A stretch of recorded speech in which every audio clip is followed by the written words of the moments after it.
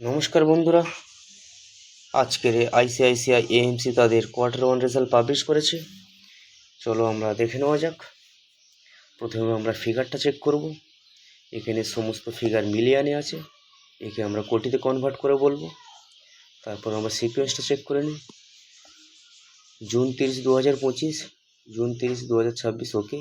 Year on year 31 March 2026, June 30, 2026, quarter on quarter, ঠিক আছে।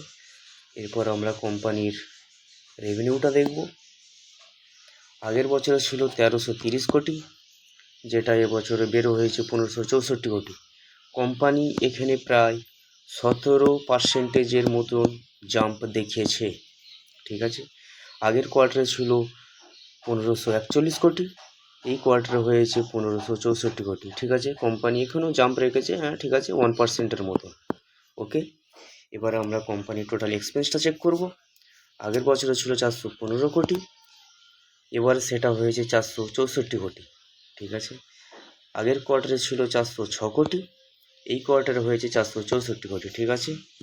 এবার আমরা কোম্পানির নেট প্রফিটটা দেখব। আগের বছরে ছিল 783 কোটি, এবার সেটা হয়েছে 964 কোটি।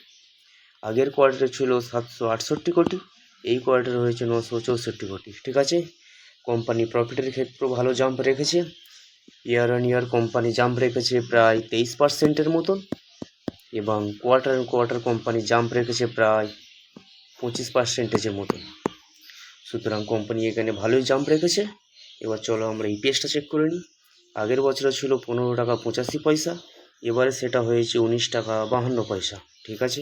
আগের কোয়ার্টারে ছিল 15 টাকা 55 পয়সা, এই কোয়ার্টারে হয়েছে 19 টাকা 52 পয়সা, ঠিক আছে। আমরা রেজাল্ট মোটামুটি ভালোই নিয়ে এসছে, তবে দেখা যাক এই শেয়ারটির প্রতি কোম্পানির কেমন রিয়াকশান থাকে। ভিডিওটি দেখার জন্য আপনাদের অসংখ্য ধন্যবাদ। ভিডিওটি ভালো লাগলে লাইক করুন এবং আরও আপডেট পেতে আমাদের সাথে থাকুন।